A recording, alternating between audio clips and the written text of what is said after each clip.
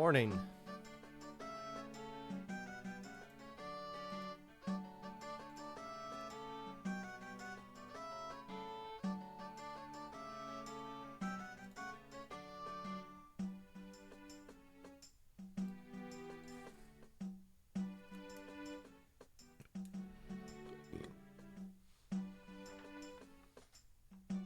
I did not know Techie or Amelia.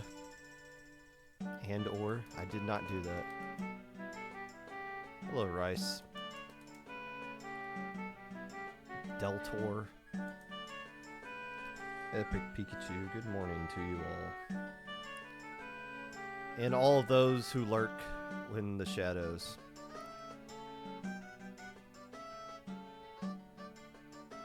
A very Merry Christmas to all of you.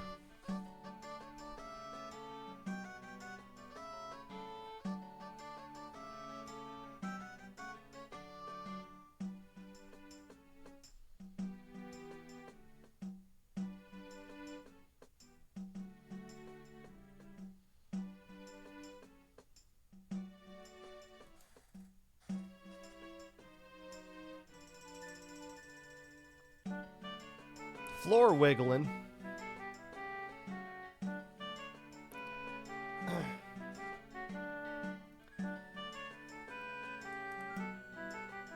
Just telling you about your day, his day at daycare. He's poisoning you. He's saying, here's all the germs that all the little snots I hung out with all day gave to me, and now I'm passing them on to you, and you are going to die, Father. I've gone 4 years without COVID. Kid goes to daycare. Soon as he gets back, I have COVID. My wife has COVID. My mom and dad have COVID for the first time ever. Daycare's so rough. I don't know how teachers do that. I guess, like, it's a thing for when teachers first go into, like, school or the beginning of the year or whatever. They just constantly get sick, and then they just eventually just build up an immunity to all, like, the germs that are just built around the kids and stuff. And I feel like after a while we got maybe it's just like the change of the season. The kids are gross. little kids are, other people's kids are gross. It's tough. Yeah. Runs a daycare.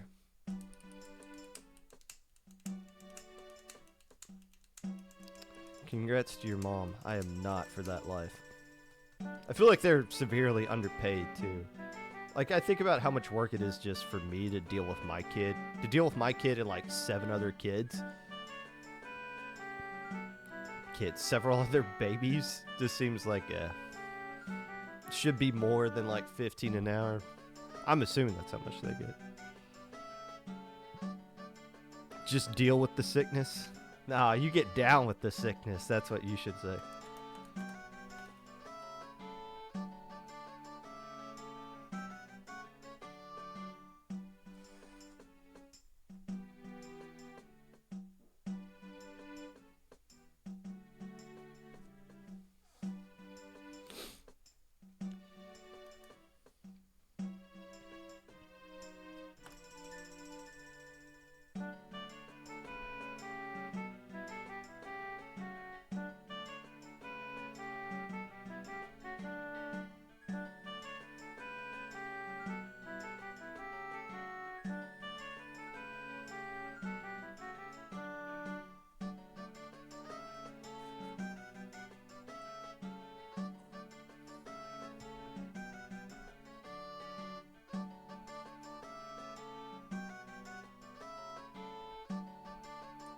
$13. If you don't mind me asking, how many years ago was that?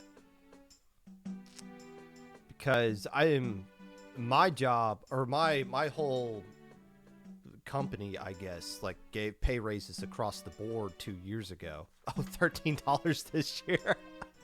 Damn, that sucks. Yeah, that really sucks. That is not enough. I the place I work for did a brought in like a third party consultant to like oversee like our salaries, I guess, or something like that. But at the end of their consulting thing or whatever, they came to the conclusion that they should pay their employees more. I could have told them that. They could have just not paid the consultants, come to me. Hey, Popgun, Will, do you think we should pay our employees more money? Yes. Yes, I do. They could have just cut out the middleman.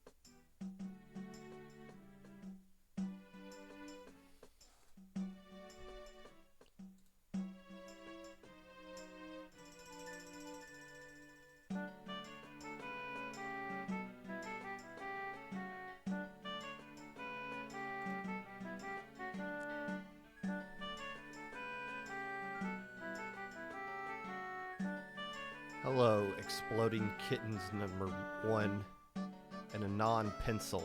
I wonder what weapon you play.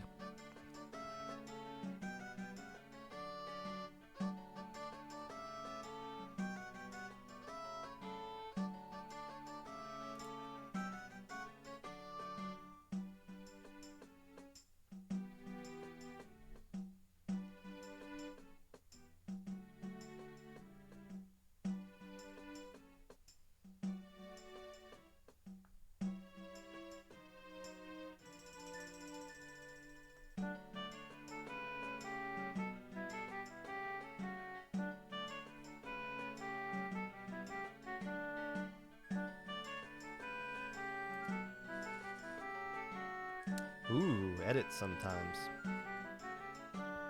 If I came back to playing competitive, I would definitely be a V-edit main.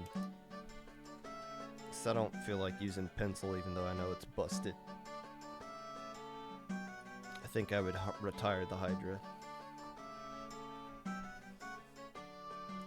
I would use it if I wanted to disrespect my opponent, I'd probably use Hydra. And I have no problems with being disrespectful to my opponent.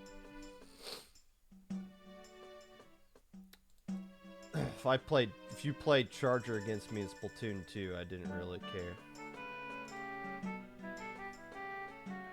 Unless you were one shot. I never used Hydra against one shot. That player messed me up.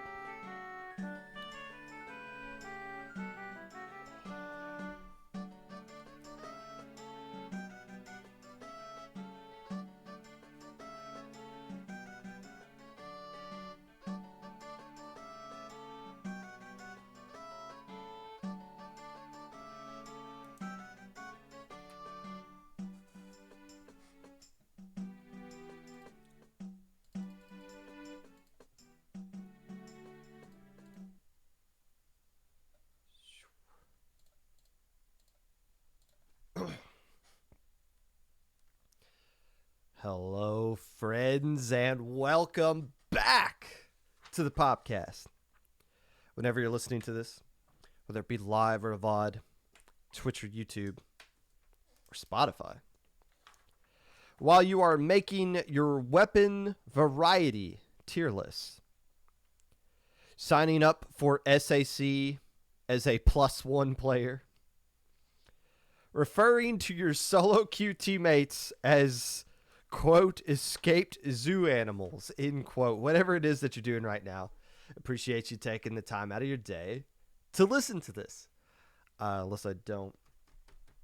The hot topic of the day, or at least the topic of conversation on Twitter, which is always a good topic, which is always a good platform to have any kind of conversation on.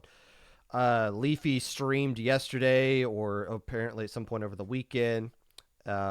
Maybe hinted at the fact of wanting to come back after turning over a new leaf, so to speak. I don't want to do a full segment on that because, like, look, it's we've talked about this enough, but I will reiterate the same kind of thing I've said before. It's part of that improving as a person process, like the gaining people's trust back, like the growing, maturing as a person. Part of that is coming to the realization that if you hurt a community, you need to just leave that community alone. There is, yes, I know the splat safety ban ends in like 3 months, but that doesn't mean that the affected groups are supposed to just, oh, it's 3 months, now I'm over it. And it's also not fair to go to people of color every other month and just be like, hey, are you guys cool with Jackpot coming back? Like, is it all right if they come back? No, if you say no, we're just going to ask you again in a couple of months. Like, we're just going to keep bringing this up until everybody's on board with this and they say yes because they were a good team and they were skilled at the video game. Like, at some point, you just have to say, okay, cool. You're getting better as a person. That's awesome. You got your whole life ahead of you. Wish you well. Can we please stop bringing up this narrative that maybe there's a door open to come back?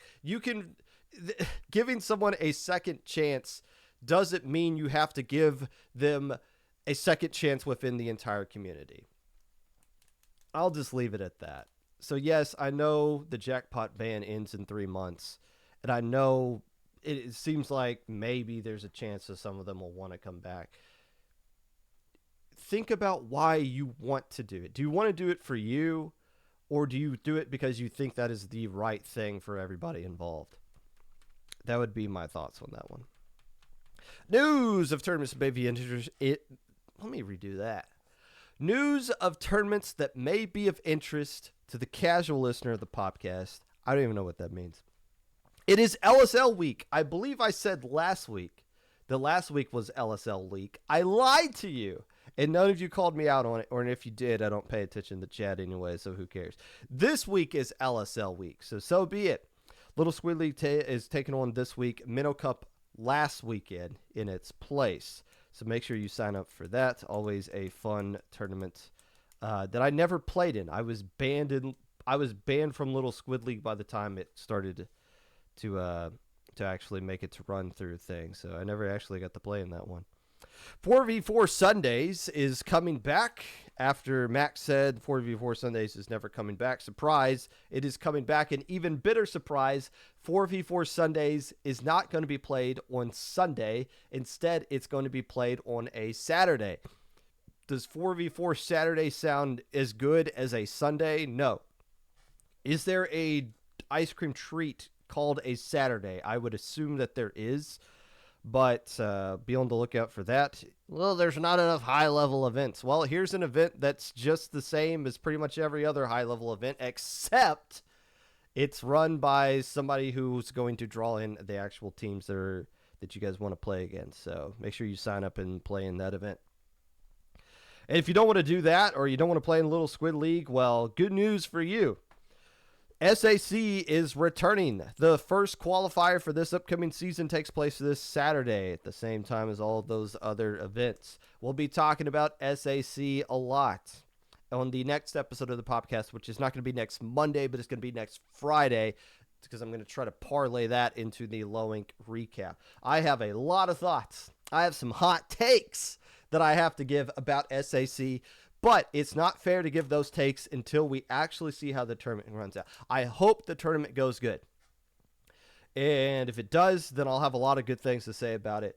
But there's been a lot of people that have come forward and said, I want SAC to come back. Have tweeted at IPL, you guys need to bring SAC back. And well, SAC's back now. Where are you? Sign up for it. I'm not calling out anybody for not signing up. It's a week out. But I'm just saying, if you pound the table and you say you want something, you better support it. And if you don't, I got some thoughts on that.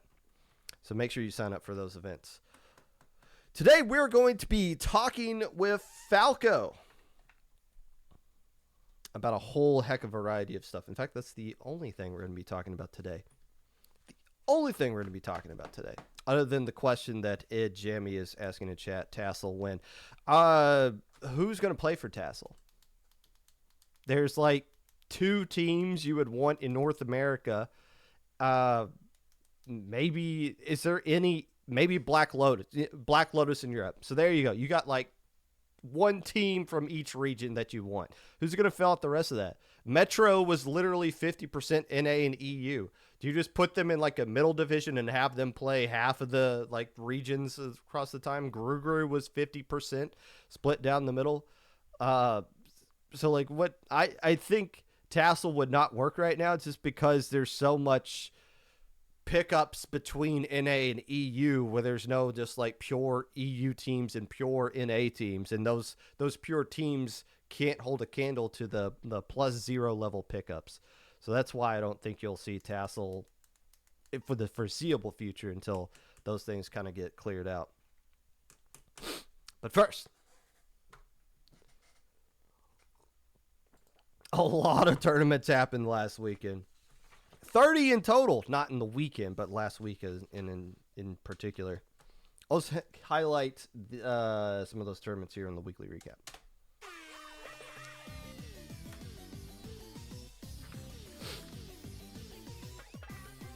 Paddling pool number 287 was played last Wednesday. It was won by ASC Tenchi.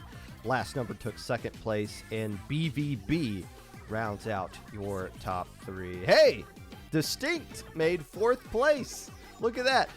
When I look outside the top 3 in these paddling pools, then I start to see the teams that I actually recognize. Distinct, I remember them from their Low Ink days. Myopsidus, good to see them back as well. But they're still losing to whoever last number is in BVB. Shoutouts to ASC Tenchi. How long has ASC Tenchi been a thing, by the way? They've been a team for a long time. In fact, there's a lot of ASC brand teams that do play in Low Ink. I believe they are from France, and they have a pretty strong showing across all the skill levels. Tenchi winning paddling pool 287.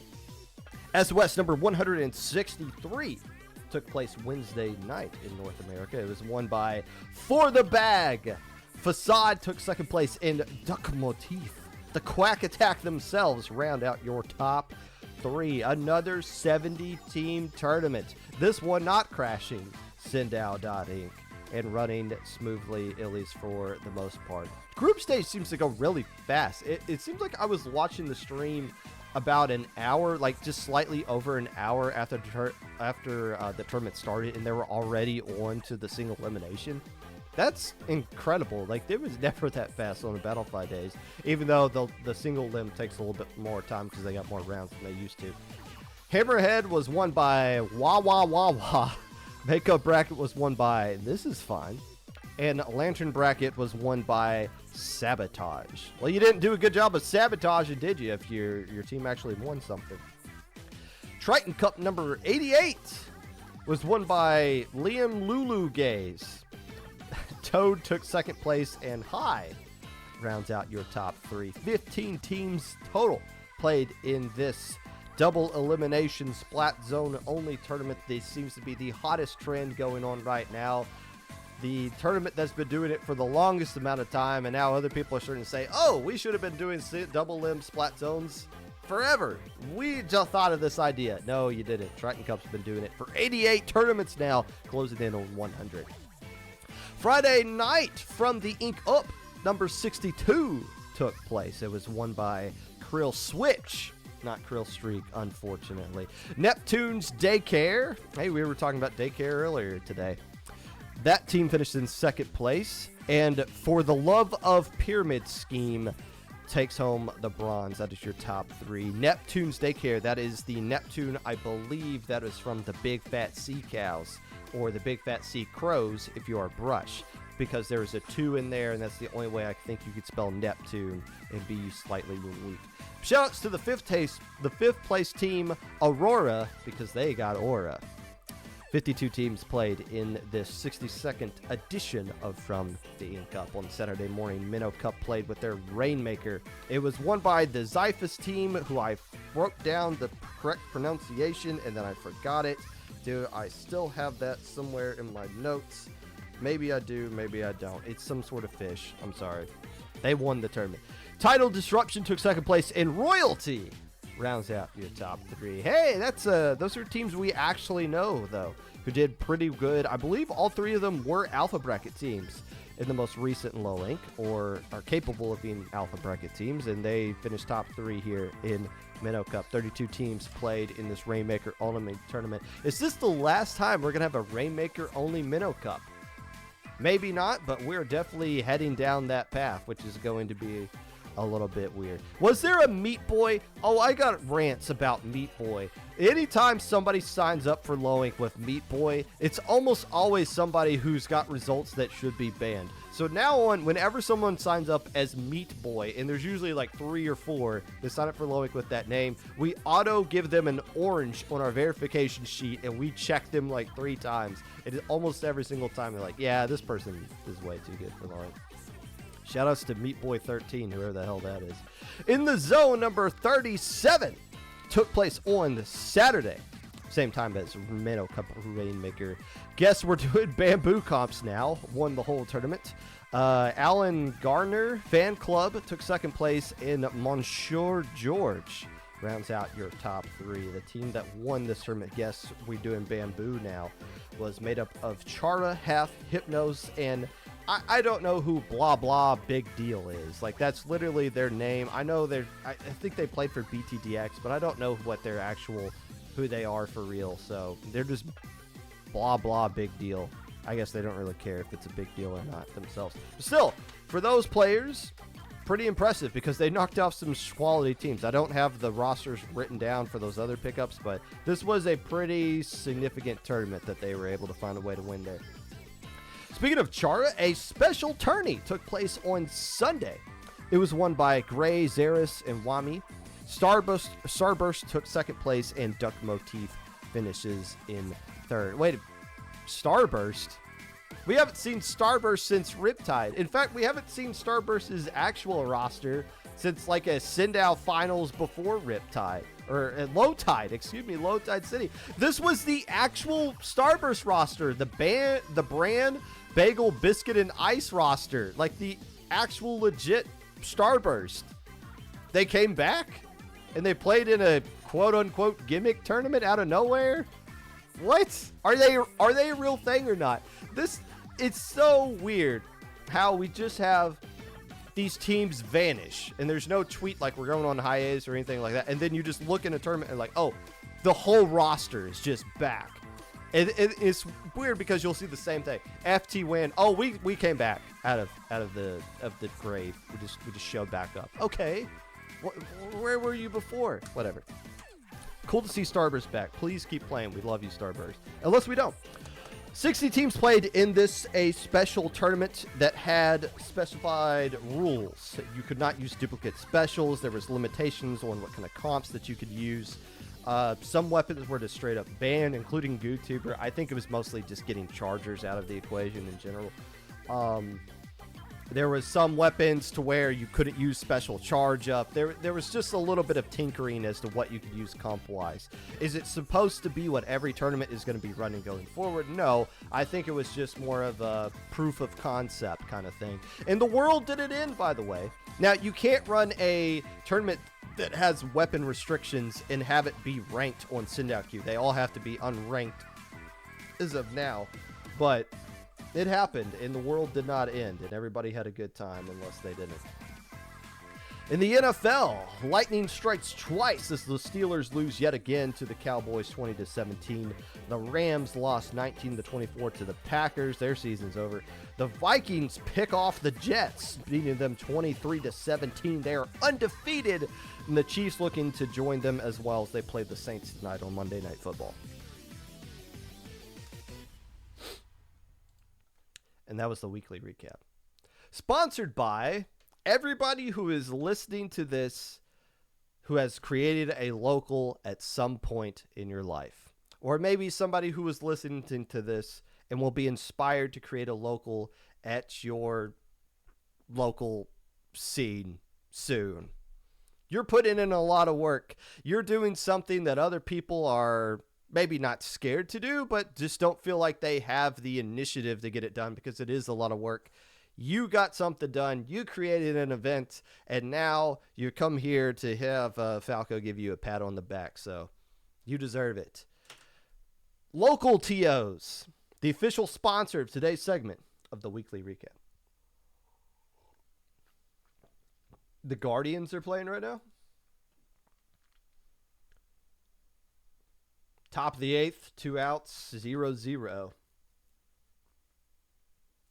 They should have been the Spiders, by the way. The Cleveland Spiders, because that was an actual team at one point. Spiders would be a pretty... You could have a really fun mascot if they were the Spiders.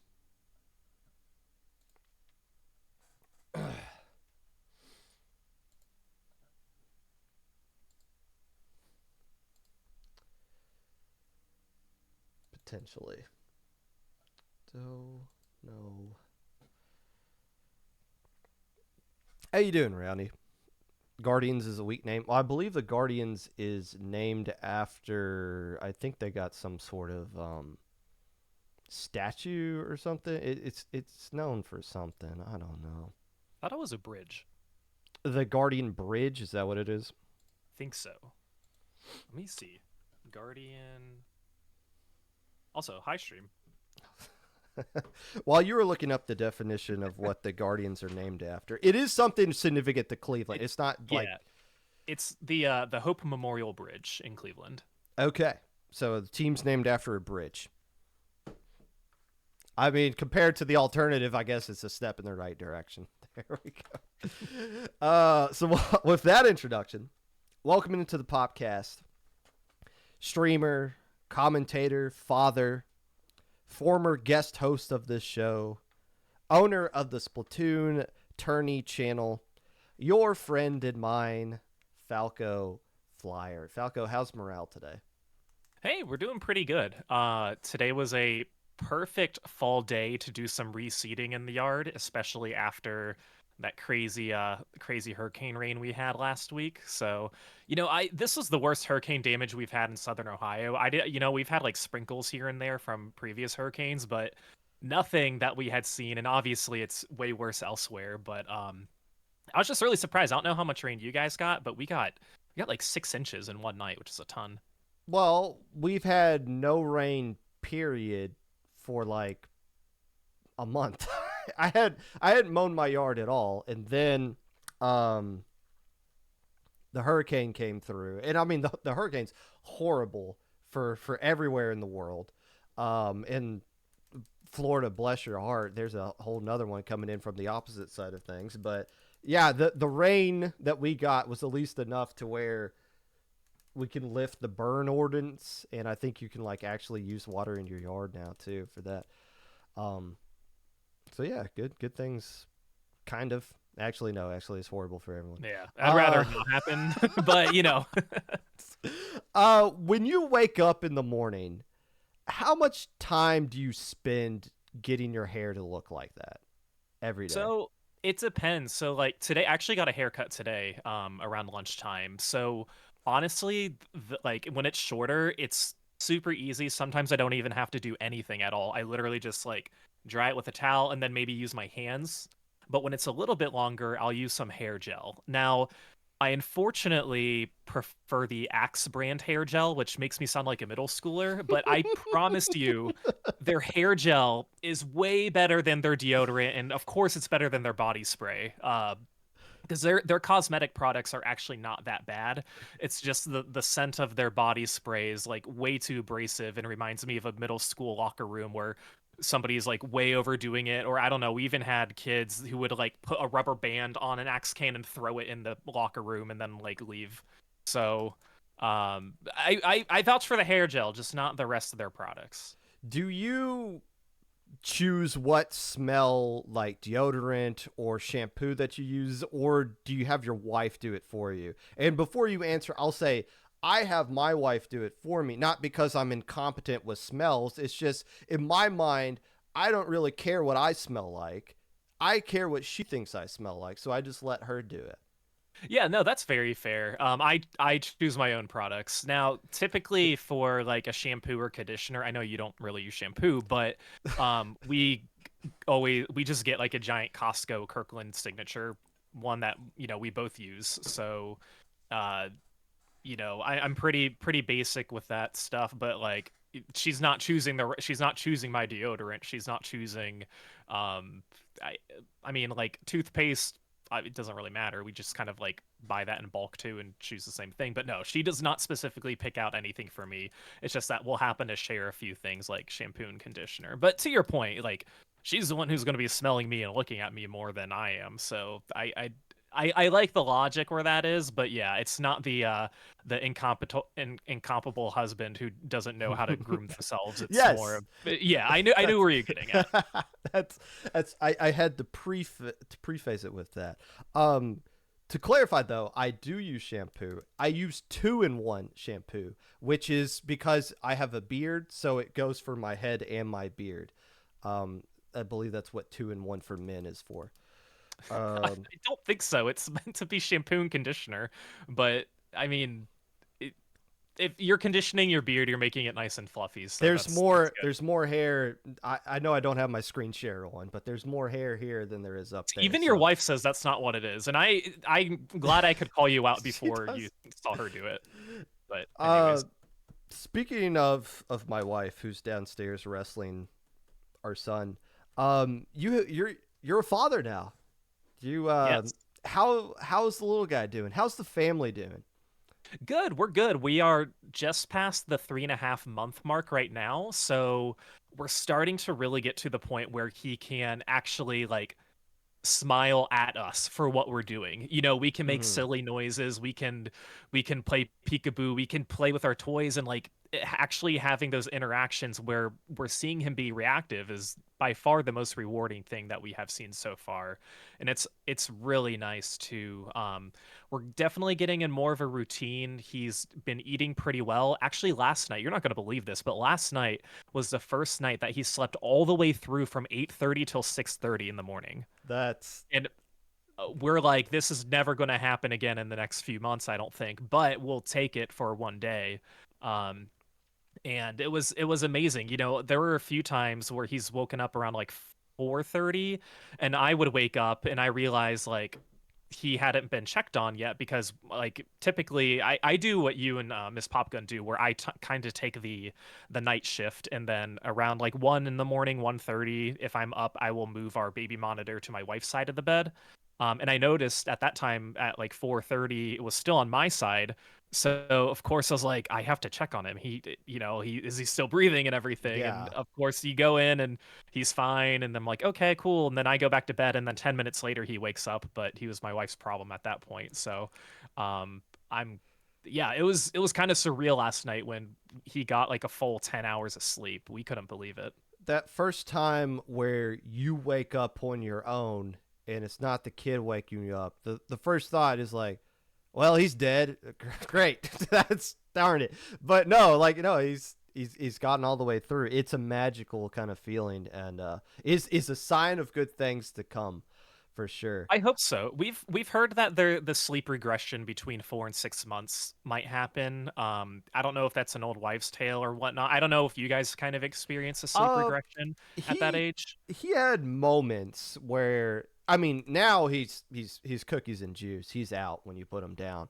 Mhm. But yeah, there were moments where like, and I don't know what causes it, but yeah, he would like go back to the, oh, I'm just gonna get up every 2 or 3 hours. But that was just like a couple of days.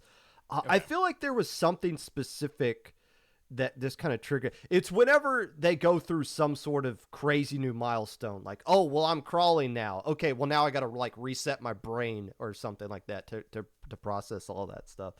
Um, but yeah, the facial recognition, the thing, like I'm sure your kid was smiling, but it wasn't like there was no intent behind it. It's just, oh, my face is doing it. But now it's like, oh, I'm smiling because I'm reacting to something, and that's when you're like, oh, I'm having a connection with this potato thing that's just been crying at me forever.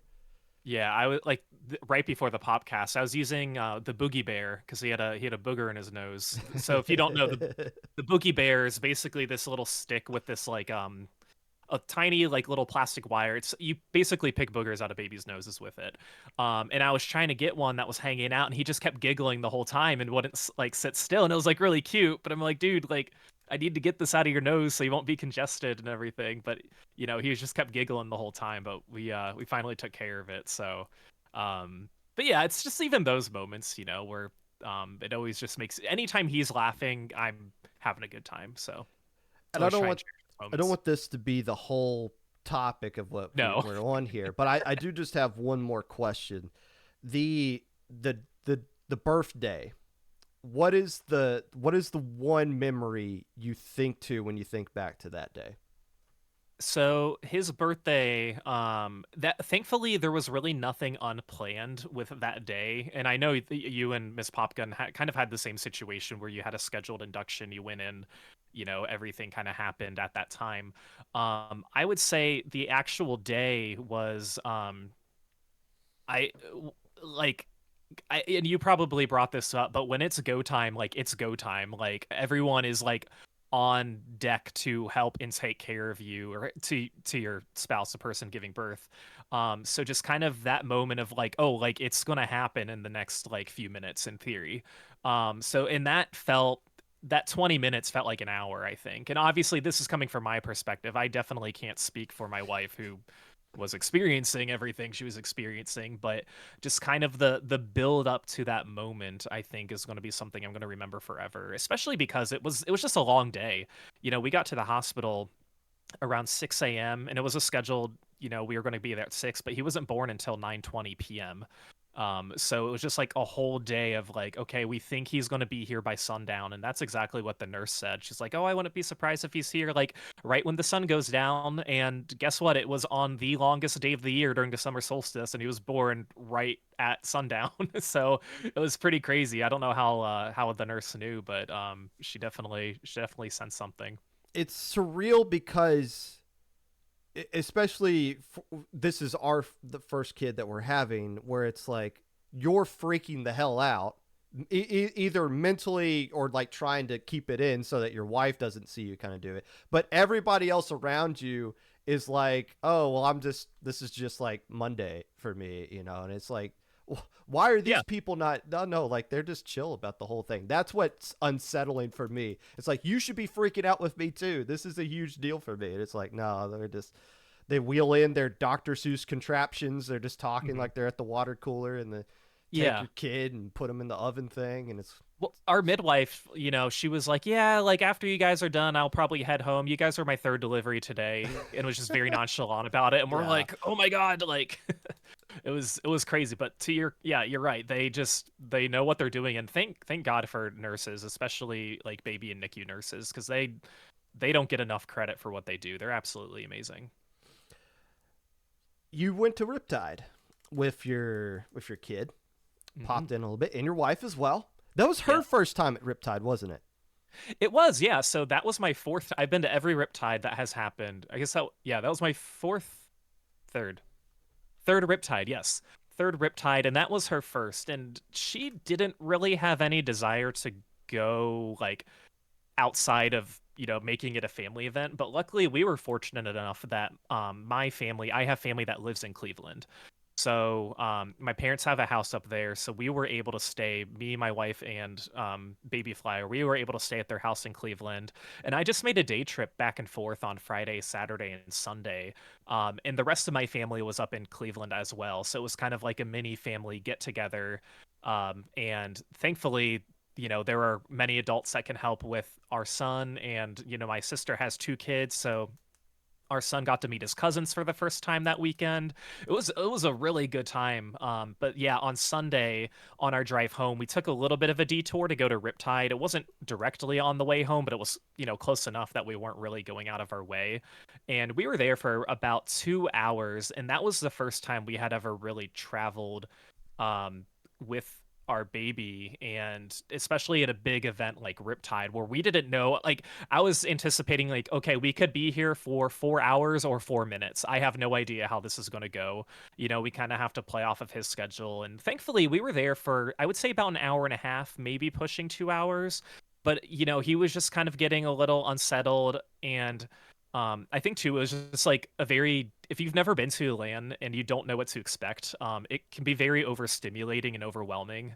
And I could definitely tell my wife felt that way too, especially because she's never been to a convention. She doesn't really have any interest in gaming, and it was hot in that venue. It was really, really hot. So I think between a combination of our son just kind of being a little fussy, and then my wife just being a little overwhelmed too, like, and uncomfortable in the sense that, like, I want to remove myself from this situation because it's like hot and overstimulating. We kind of left after about an hour and a half, but overall it was a great time. I'm very happy I could go, because leading up to it I had no idea if I was going to be able to make it to Riptide. It was a pipe dream at that point, and I knew I wasn't going to do what I always do, which is rent a king suite and then party for 4 days with my friends. I knew that wasn't in the cards this year, so any appearance that I could make it over to Sandusky, I was very happy about. So, yeah, overall, I had a great experience at Riptide, even though I couldn't commentate or really go all out, but it was a good time. Well, I'm kind of jumping the gun on where I am on my list here, but speaking of Riptide, you did play a role in it because you were half of the stream or the side stream. How did that come into play? Like how Yeah, what like did you approach them? Did they approach you? Like how did that happen? yeah, no. So, somebody who I work with pretty closely for Splatoon tourney, Toma, they reached out to me because Raze was interested in having a secondary cast. So Toma just suggested, like, hey, you should reach out to Raze about this, and so I did. And then Raze quickly, mentioned, like, yeah, we want to have a second stream. Are you willing to have it on Splatoon tourney? I said, of course. So then I pretty much had to. I worked with Devin from Level One, who runs all the streams. I know you know Devin. A lot of people probably don't really know Devin, who are watching this stream, but he does. He pretty much is the person behind all of the production. Works for the production company that puts on Riptide, on the Splatoon side of things. And so I pretty much just gave him the credentials to Splatoon tourney. Shared the stream key, gave him editor and mod perms, and just said, have fun. So that was a really cool experience. That's not anything that I thought was really going to be in the wheelhouse for Splatoon tourney for quite some time. Of course, I'm sure we'll talk about this more, but I kind of wanted to focus on local lands. That was really my goal, but to have an opportunity to be the second stream for a major was really, really cool. And I'm very happy with how it was put on. I think it was an amazing opportunity, and it was really cool to see in person. Like, when I was there, um, the second stream, a lot, it wasn't as glamorous, I'll say, as the main stream. Like, there was no big stage, there was no there was a commentary booth, but it was like back tucked behind a wall. I'm not sure if you saw it Oh, I did. much. You did? Yeah. I'm glad the fire marshal didn't see it. Yeah. So- All the chords and the, yeah, how close everybody was together. Yeah. So it's kind of cool, like, poking my head and be like, like, I had a role in that. Like, that wouldn't have happened without, maybe they would have had another stream, but I'm like, yeah, that's pretty cool that I own the channel that this is being broadcast to. So that was a really cool opportunity. So it was kind of fun to reflect on that and kind of track some of the, like, the viewership and all that throughout throughout Riptide, and I sent that over to the TO's way as well because they were asking about it. And yeah, just a really cool opportunity for me and for everybody else that I work with on Splatoon Tourney. The setup for it, and yeah, I won't talk about the like the actual commentator setup for it. Maybe there's some pictures floating around. It's hilarious and also kind of scary at the same time. But yeah, it's not like a stage. If you were there, it just looks like any other station. You wouldn't know that station's being streamed unless someone told you. And you get a lot of people in the feedback. They'll say things like, "Well, that stage needs to be built up as well. That needs to be like kind of a similar setup." And I don't think people realize, well, I know people don't realize the amount of equipment and setup and all the stuff that goes into something like that. I'm just amazed that they had a second stream, period, just for what they needed to do commentary and production wise to pull that off. And I know Yeah. they had I think it was Chara's stream last year and your stream this year as well. Um, would you see more? Obviously, we'll get to the local stuff, but do you see that as more of a future kind of thing with Splatoon tourney? Maybe more major events like that. Yeah, and I think that's the perfect channel to have, if not the main broadcast, a secondary broadcast. And to step back a little bit with, mentioning some of the feedback of how, they wish it were set up better. I will say, and this I'm assuming this is I don't want to speak for the TOs, but I'm assuming the second broadcast was not for the people at the event. It was for the viewers on Twitch. It Yeah. was not meant for the people watching, because I know a lot of people are like, "Oh, like there wasn't a good place to sit and watch the second stream." And in theory, how is it different than any other streams that aren't the mainstream? Because you can't hear the commentators anyway. You know what I mean? So I think it was just a little harder for people to watch the stations because there were additional cameras and additional equipment set up, but it wasn't really meant to be a viewing experience for you at the venue, really just for online.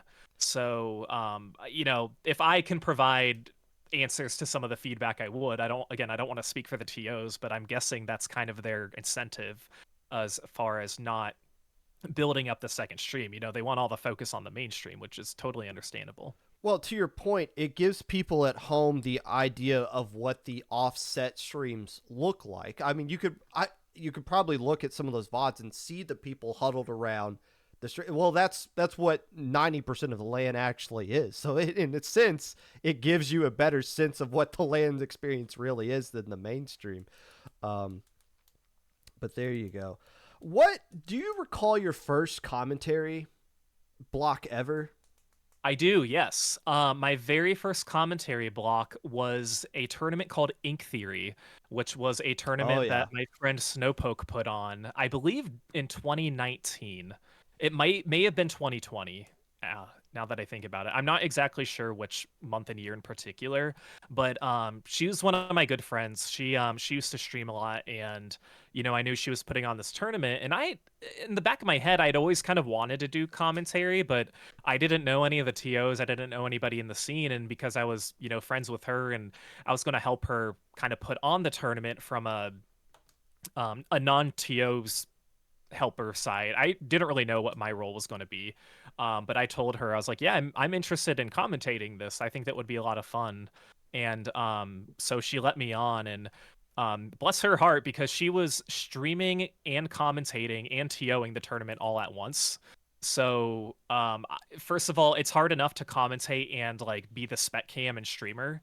Like that's really hard to do. But to do everything else, it's um, I found that I kind of took the lead on a lot of roles. If she was like, "Oh, hold on, I need to do this," Falco, talk about this, I'd be like, "Oh, okay," and then I'd like go on and talk about how great like Moray Clan Blitz is or something. But yeah, so it was a really cool first opportunity, and that was at the time an actual pretty big tournament too. I Oh yeah.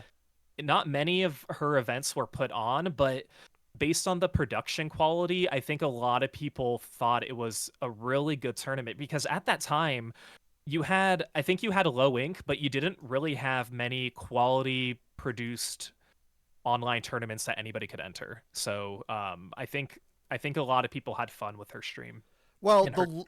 the low ink that was going on during Ink Theory, and I remember Ink Theory because my team played in it.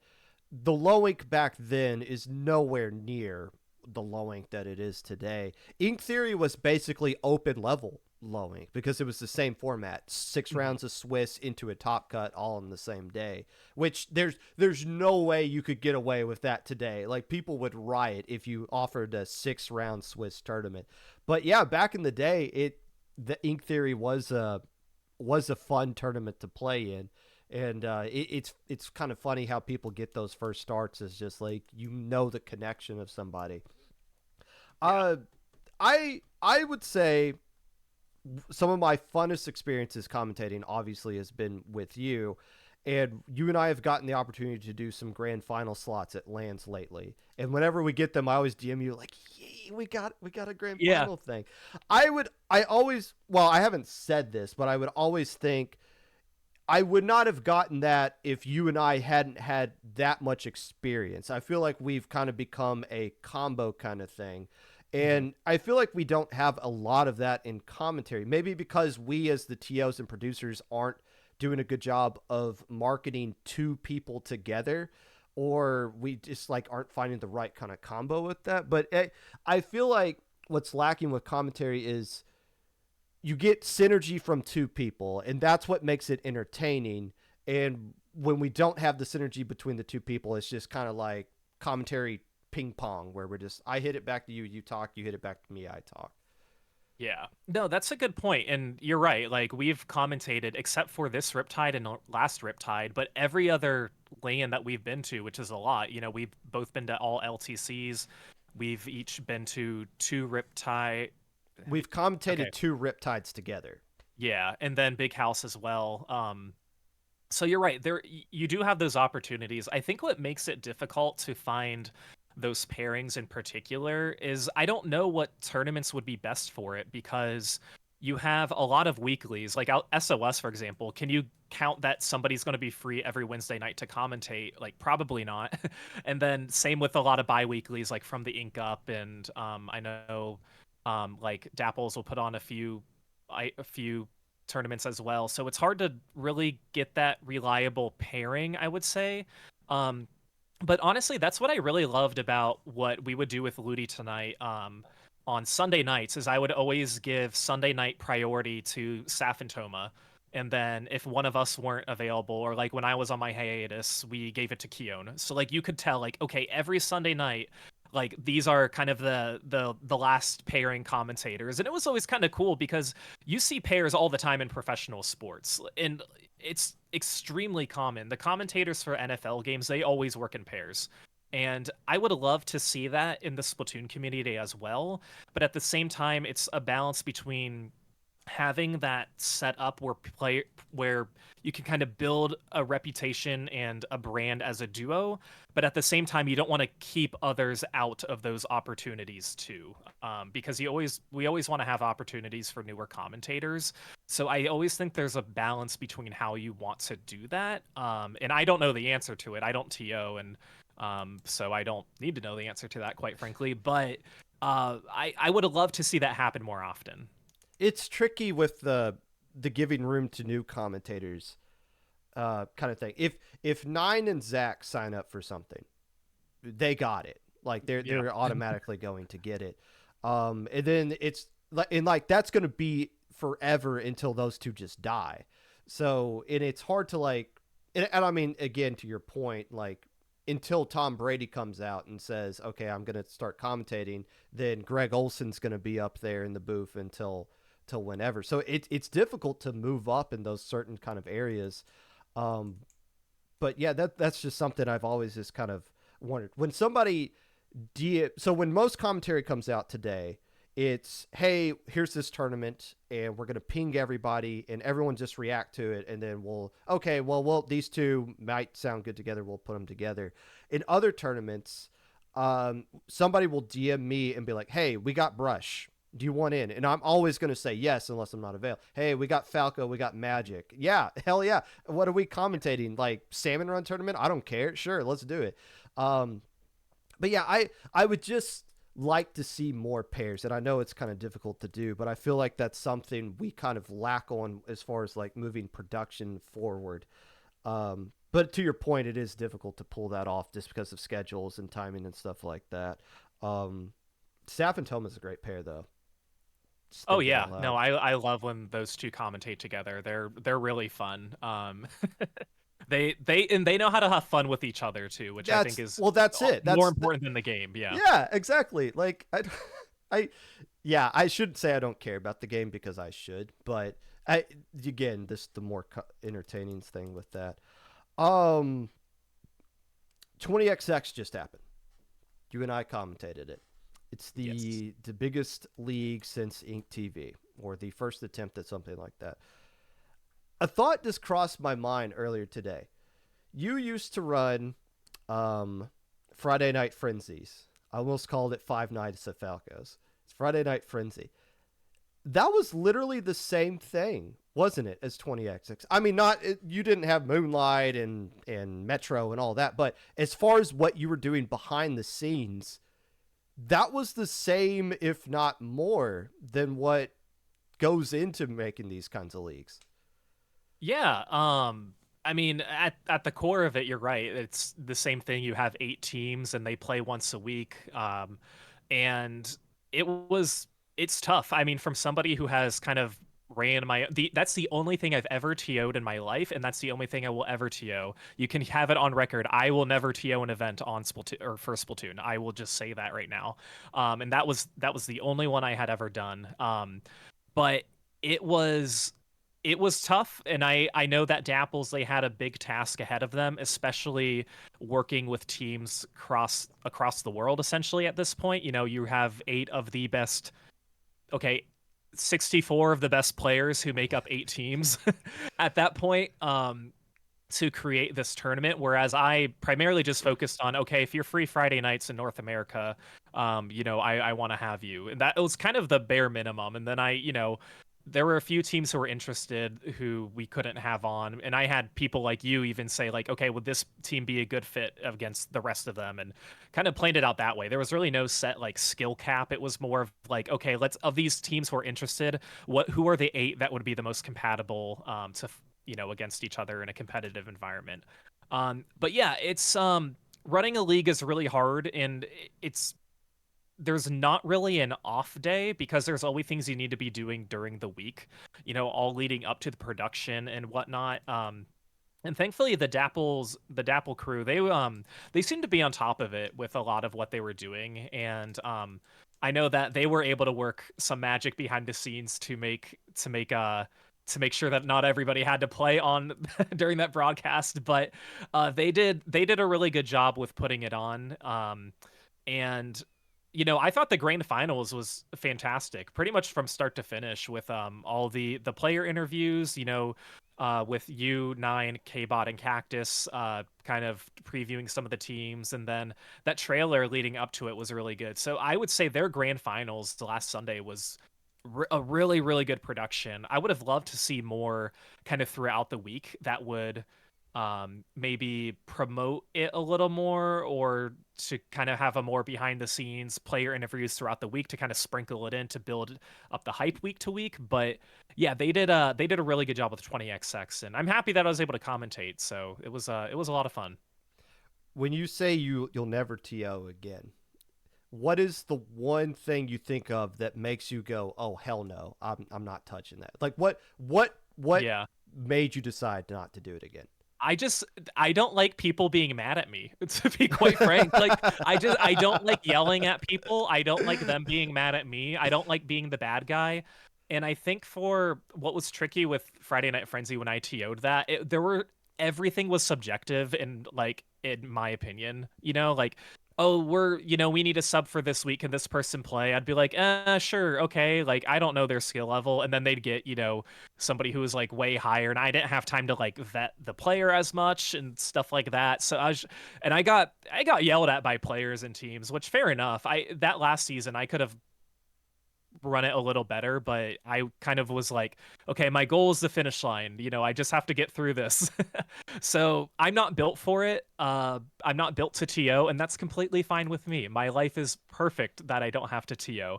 I love production and I love commentary, and I think if I added tournament organizing into the mix, it would just not make me enjoy the game as much. So I'll focus on the things that I like to do and kind of offload the things I don't. And more power to the people who actually enjoy TOing, because that is not me. Now, this event was streamed on Splatoon Tourney, right? Was this? Seasons Oh, go ahead. Seasons 3 and 4 were on Splatoon Tourney.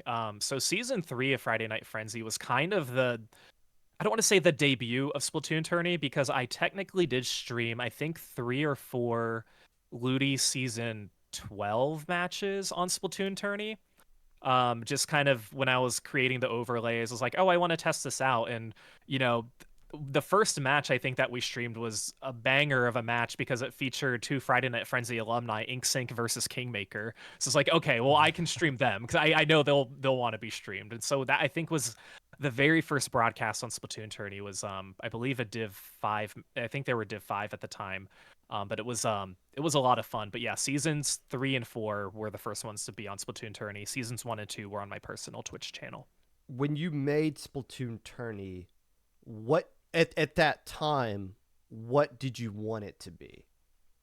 I wanted it to be a channel that could stream Splatoon tournaments that was easily discoverable, hence the name Splatoon Tourney. Not a very creative name. I figured since it wasn't taken, I was like, you know what? I'll just like take this name. Maybe I'll change it later if I want to have an actual brand.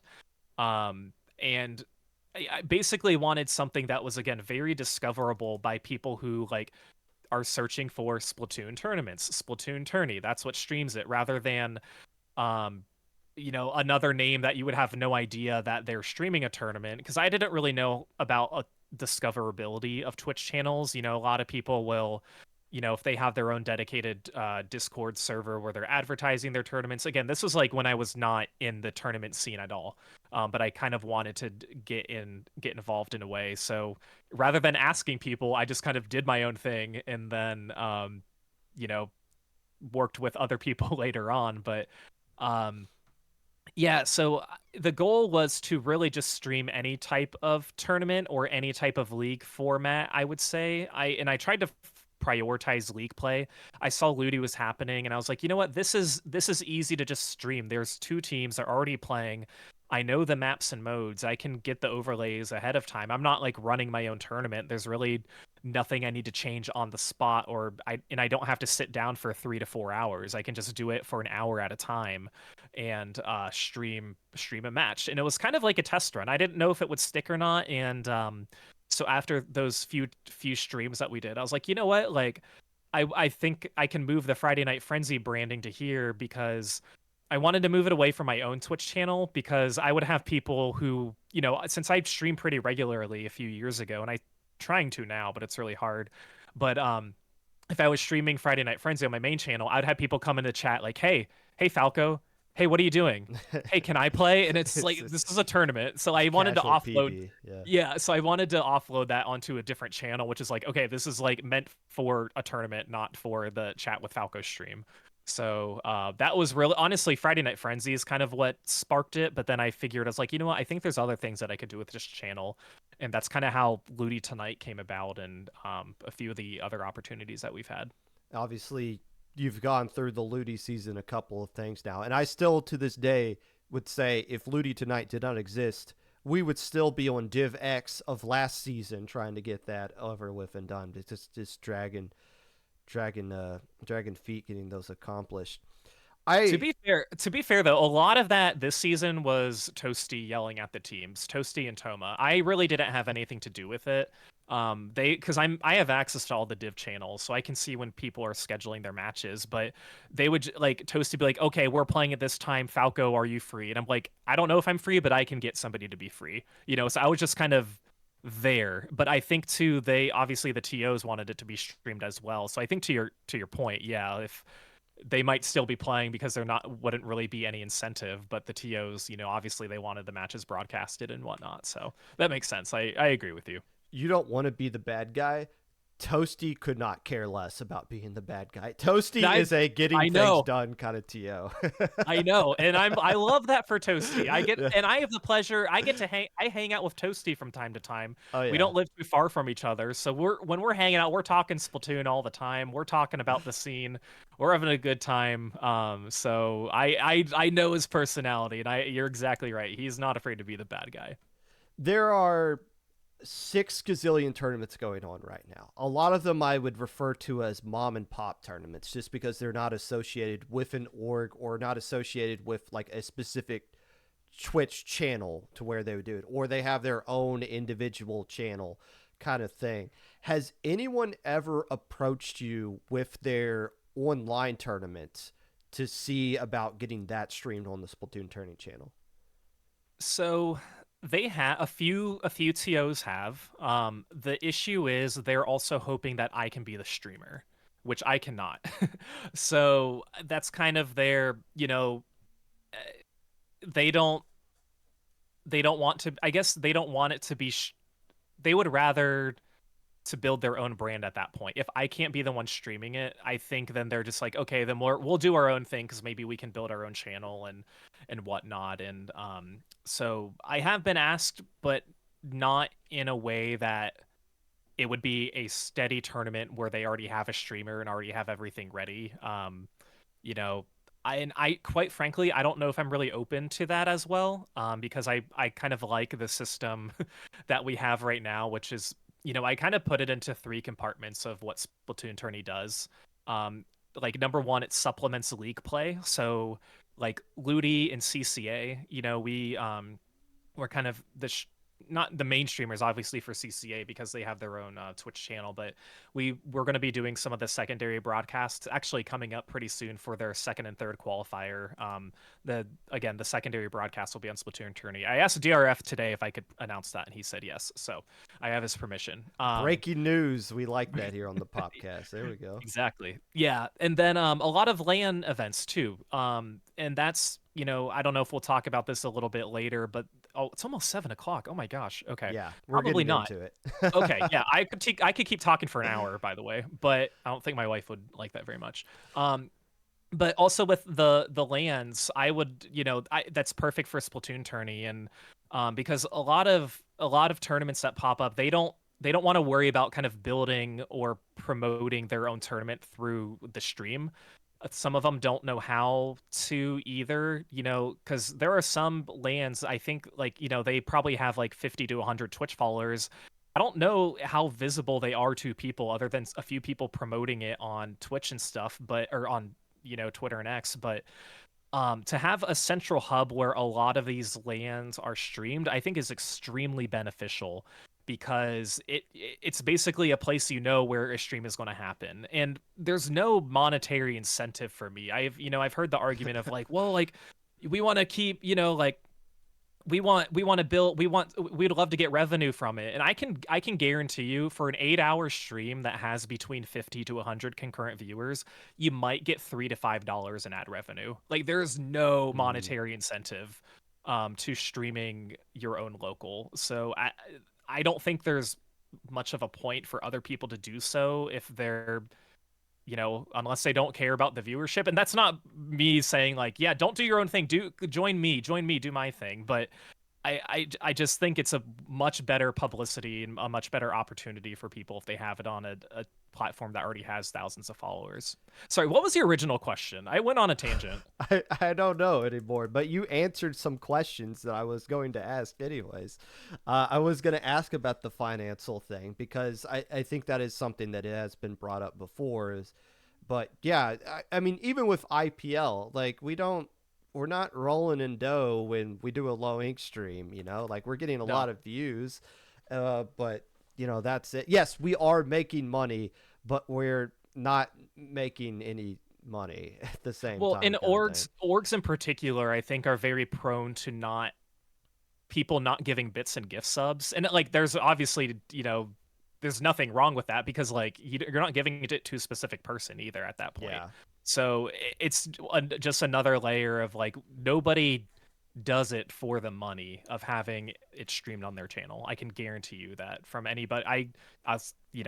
You can speak for IPL. I'm sure Dapples feels the same way, but nobody does it from a monetary perspective. If Dapples is making money, then I'm going to move. We're doing something wrong. Well, we're in the wrong country. That's what we're doing. We need to move our base of operations and get whatever tax laws they're in. So the locals, that's obviously the new thing that's been added on. You streamed some locals a little bit earlier today or earlier this year. Is that simple as just giving them the stream key and being like, I trust you guys not to F everything up on my channel kind of thing? Yes, in theory, yes. So I just posted in the chat are the Splatoon tourney lanes that are coming up in October. If you guys are in chat and want to take a look at it, first one's coming up this Saturday. It's going to be Sea Battle. But yes, that it in theory it's pretty much as simple as that. I give out the stream key. I give mod and editor perms to whoever the TOs say, but I've also kind of created a guideline of what I want to see at a local.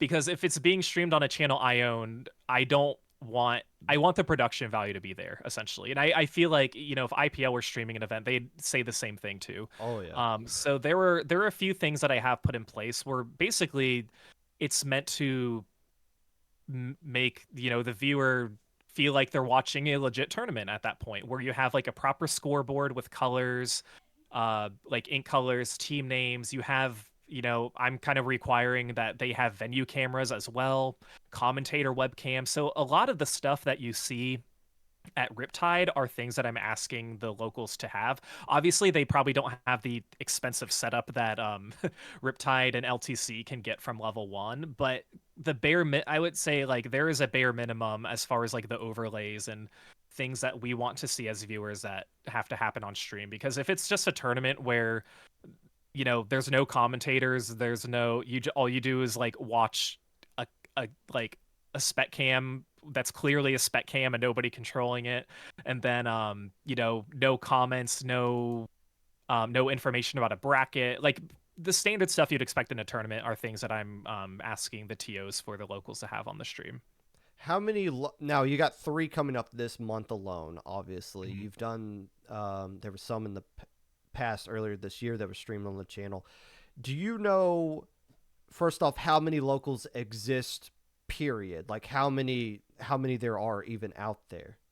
I don't. And what's really hard is sometimes they've been a one and done and haven't come back, or they're in like their own hiatus. Like SoCali, for instance, they've done 2, maybe 3, but they haven't done it in a long time. Those 2 to 3 were in a much shorter period than from where we are to now. And some of them kind of come and go, I think. Some of them are much more casual that aren't really catered to an online tournament. Like I know Chai Shoals up until recently, they were just like friendlies the whole time, Yeah. but I think now they're pushing towards a more competitive environment. We both went to the one in Columbus at the end of 2022. That's kind of fizzled out now, unfortunately. So it's hard because, there Well, aren't, that building doesn't even exist anymore. Or at I least the think, company doesn't exist yeah, anymore. it's a new esports. I think Chino said it's under new ownership, under a new name too. But as far as like the steady lands go, I think there's pushing about 8. There's some things happening in Canada. I know, like I was talking to Pixel and how I think the Toronto locals, they were friendlies, but they're gonna try and push for to have like a competitive tournament. And then I'm curious what Ellie's doing with the Vancouver scene as well. So it's hard to tell, but it really seems to be blossoming. And props to everybody out west, because the West Coast is dominating the local scene right now. Like Metro Inc., they're doing their own thing in New York, but on the West Coast, you have Sea Battle, Booyah Bay is coming up for the first time. That's a local that's happening in San Jose, and then you have Sunset Surge in Arizona. So if you're out west, please try and make it to one of those locals. It's going to be really cool. But yeah, I wish I knew exactly how many locals there are currently, because I'd love to kind of work that database a little bit, and to help promote that. So I'd love to know if if we had an answer. Well, the West Coast has to do that because they ain't got nothing. We every now even they don't even have Texas anymore. Like MomoCon seems to be the next thing, and it's like okay, all the majors are now on the East Coast, and I think we can include Big Dapple into that conversation as well as kind of being up at there. Um, It would be gridlock, but yeah. So Gridlock, yes, yeah. yeah, because I actually had to ask one of the I asked Cactus. I was like, okay, so I know like Metro Inc. does a lot. What like, but what are these? What are these events? And, he kind of mentioned, okay, Gridlock's like the once a year 2-day event. That's our major. And then Big Dapple, I think, is the one that's more comparable to a lot of the locals that go on that run, every few months. And then they just had a Little Dapple, which I think is strictly friendlies. So, yeah, Gridlock is kind of becoming not obviously quite up to where Riptide is or where LTC was, but it's getting there. It's kind of that sweet spot right in between being like a major and being a local. I guess you'd call it a regional. I don't know, but it's definitely one of the bigger ones. And last question. My kid screaming behind me, and I know yours is probably wiggling around somewhere. Um, when you, I want to talk about the venues themselves that these locals are at, because I think a lot of people don't really understand like what a local really is, other than just like, oh, it's an event that's near me. You talk about Chai Shoals, that's run out of a library, or at least it was before. Hmm. But you have some of these other events that are at actual esport venues. Are these in, since they have streams? I'm assuming like these are places that are built specifically not for Splatoon, but just for these. Like they already have like stream setups and commentator setups. Like they have all that equipment already there, and they just like Yeah. they're built to host these kinds of things. Yeah, they are. So like the one in Seattle, GameWorks in particular, that one I've only seen pictures, basically what Saf has like Snapchatted me and stuff, but it is a really, really cool venue. And again, a lot of these are specific esports venues. So, you have GameWorks in Seattle, you have I know Pepe's in chat and can probably chime in about Sunset Surge, but yeah, these are all like catered towards it being a LAN. As far as something that's meant to be like streamed and broadcasted, I'm not entirely too sure. I haven't really seen the setups that way, but I would imagine that they at least have the infrastructure for it or can quickly adapt and make it that way. But like the one that we went to in Columbus, I don't know if there was anything that would have properly been set up for us to do that rather than Well, just like playing together. they did have a stream though. Now it was just streamed to the venue itself, I but think it was on they YouTube technically too, but there was okay. nothing. There was like nothing else. But yeah, like we didn't have a commentator booth. We didn't have anything at all. But But these they ones, definitely could have just thrown up a table somewhere, and they even had the little bleachers area. You remember that? That could have like yeah. you could have had a crowd for some of Oh those yeah. things. Hmm. And when just speaking of that Columbus event, because Toasty put out a tweet a couple of weeks ago talking about locals and how like you can go out and like you can do it kind of thing, and people were like, no, I can't. And one of the pushbacks was, well, these esport venues they're not going to make money off of Splatoon, and it's like that's not the point. When you and I were at that Columbus event, we were the only ones there. If we weren't there, they would have had no reason to open up on a Saturday, period. And maybe that's why they don't exist anymore, to be fair. But what these venues get out of is we went there, we bought their concessions, we bought their merch because I won prize money, so I spent it there.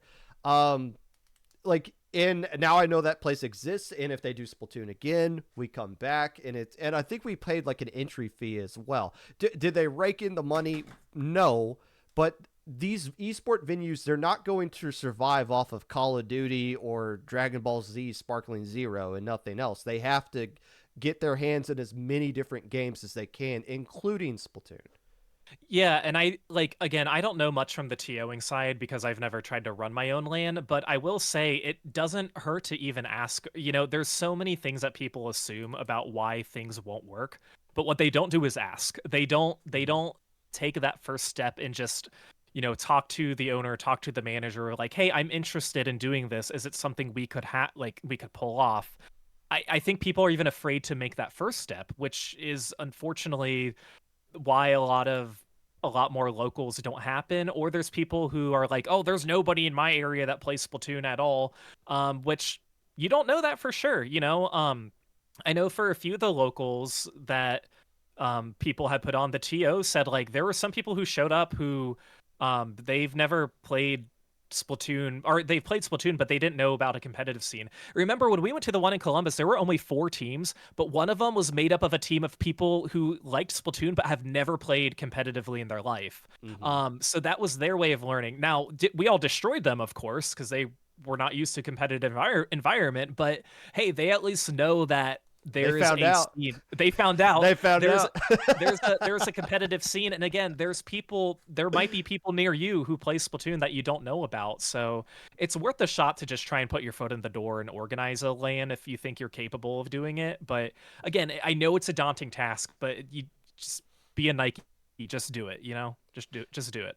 I before I got on Discord or anything like that, I would have thought I was the only person who owned Splatoon in the city of Indianapolis. And now I realize I legit have a Div 3 team if I wanted to put it together in my own, well, not my own zip code, but in my own city. And not everybody's like Indianapolis. I get that. No, Montana, you're not getting a local. I'm sorry. And there's going to be a lot of people that will go to places and just get told no. And that's fine. We're not sitting here saying anybody can do it, but you don't know unless you try. You have to initiate it. Splatoon's not going to come to you. You kind of have to bring it out. Right. And if And you have the drive to do it, yeah, you should definitely try to. if somebody does that and they create an event, how do they reach out to you to get it streamed on Splatoon Tourney? Yeah, so really it just takes one DM to kind of figure out. Really all I need to know is like, okay, like have you ran an event before? When is it located? Where is it located? And then I actually created a Google form for people to fill out. You actually reviewed it for me. I had a few people kind of look it over and see like, okay, does this seem reasonable to have, you know, as expectations for people to run a local, which if it's your first time running anything, it could be pretty daunting, but yeah, really it just takes one DM to me to kind of figure out what needs to be done to get it on Splatoon Tourney. Obviously, if you're, kind of just doing friendlies and you're not in a position to really create overlays, then maybe that's not going to be an opportunity for you, unfortunately. But if you are a little bit more experienced or you know people who are going to be helping you with that, I'd love to have your local streamed on Splatoon Tourney. All it takes is one DM. Where did the flyer come from? It's not from the Dayton Flyers, is it? No, it's not. And like I feel bad telling people that's not it because yeah, the Dayton Flyers, the Flyers are like the official team for the University of Dayton, but no, it has nothing to do with that. So when I was 11 years old, my first email address, I made was Falco Flyer because I love playing Falco and Melee. And then I wanted something that, I wanted some alliteration. So I don't know why I put flyer. I was like, oh, he's a bird, he flies, Falco Flyer. Okay. And it's kind of stuck since. It's kind of crazy because like I made that when I was like 11 and then I didn't really use it at all until I, played games online. So it was like dormant like throughout high school and college, but then it emerged. So no, unfortunately, it has nothing to do with the University of Dayton, where I live close to. But it's a very good guess. Well, I mean, that's where Pop Gun was when I was like 11 or 12, and yeah, they just like, well, I'm in too deep now. And Yeah. you think about it, there's several people now that have stupid names that don't realize, oh, well, this is my identity. I just have to be known as Glitch Cactus for the rest of my life now. It's too late to go back. Falco, thank you for coming on. I'm happy you're out of paternity leave. You're back into the real world. I'm sure we'll be seeing you more of stuff in the future there. Was there anything we didn't cover that you wanted to talk about? No, I don't think so. I would just say, I know a lot of people are kind of doomsday about what's happening with the game. There's no updates. We're screwed. Rah, rah, rah. Yeah. We're not. This happened at the final few years of Splatoon 2. If anything, follow in Chara's footsteps in creating a tournament that's like structured slightly different with having different rule sets. Don't be afraid to take risks. Especially if you're running a tournament, nobody's going to think poorly of it unless you run it poorly, but just don't be afraid to try new things is what I'll say, no matter what that is in the Splatoon community. Strictly from a solo queue perspective, because that's what you stream. Is Splatoon 3 objectively better solo queue wise than Splatoon 2? Yes, because you hesitated. Yeah, I did hesitate. I had to think about that. It's unfortunately just due to the structure of the game because Splatoon 2, all I could do is cry in X rank, and suffer between a 1900 and 22x power the entire time, where now I have so many more options of like, oh, I could play series if I want. I could play open. If I wanted to throw an X, I could. So we have more options now, which is why I say 3 is better. And I had to think about it, but I miss Splatoon 2 a little bit. I'm not going to lie, but 3 is better. I'm good with Okay, 3. when's the last time you played Splatoon 2? Specifically Clam Blitz, because when you pop the basket and you don't hear the jingle, it's you like your brain just stops because like you're listening for that ice cream truck and it's not there anymore. Yeah, I don't remember the last time I played, especially clams. I probably was playing. I don't. Maybe I've been in a VC with friends, and we're like, "Oh, there's server maintenance. Okay, let's hop into League and Splatoon." And when everybody else does, and then which is kind of fun. It's always fun when that happens. People are always like, "All right, back to welcome home, cheater, back to Splatoon 2." But I haven't touched it in over a year. It was kind of funny because when Splatoon 3 came out, I told myself, I was like, you know what? If I stream 3 times a week, maybe I'll still play Splatoon 2 like once a week. And quickly, no, that did not happen, and I don't regret doing that. So it's been a minute since I played Splatoon 2. When's your next stream? Sunday morning. So I try to stream once a week on Sunday mornings. Obviously, I can't do it every Sunday. Like this past weekend, we were at a wedding. So I actually streamed Friday morning instead because I was busy all day Saturday, and we stayed at my parents' house Saturday into Sunday. But yeah, I try to go live if I'm home every Sunday morning at 9 a.m. Eastern. I know that's very early for a lot of people, especially on a Sunday. So that's more catered to my EU friends. But yeah, you can catch me on twitch.tv/FalcoFlyer roughly once a week at 9 a.m. Friday, Saturday, or Sunday, primarily on Sundays. Thank you for coming on, Falco. Always a pleasure to have you on. Like 4th or 5th time you've been here. I like the reporting live from Riptide we did last year. That was fun. I wish I would have not been dumb and brought the right cable. I brought a mic and I was holding it. It just wasn't plugged in because I didn't bring a USB 3.0 cable. It was a 2.0, which is why it didn't work. But that was a lot of fun. I'd love to see more on-site reporting at locals like that. So any chance that you can talk to somebody who's at Sea Battle or any of these lands, you should try and bring them on. Well, I had Sofa King on for Genesis, which you suggested, and the venue sucked so much they couldn't do it in the venue. They had to do it in like some hallway outside. It's like, okay, yeah, you're there. This is kind of live, but I don't get to see the pole in front of the thing. All right, I'll talk to you later. Thank you again for coming. Yeah, thanks for having me. See ya. And that was Falco Flyer of Splatoon Tourney. I'm glad I didn't move the arrow at any point. Oh well. I'm really glad that we got to have Falco on, mainly because A, I didn't have anything else to talk about this week, but B, I really like what Splatoon Tourney is doing. I would, the idea of just a channel that's just producing stuff, not just running stuff, because yes, IPL is creating its own content with the tournaments they're doing. Same with Dapple Productions and the leagues and stuff like that. But just to stream it and just to have everything that you want to see when you tune on this channel, like, okay, cool, I'm going to see a local, I'm going to see a Ludi match. Like, you're going to see stuff consistent.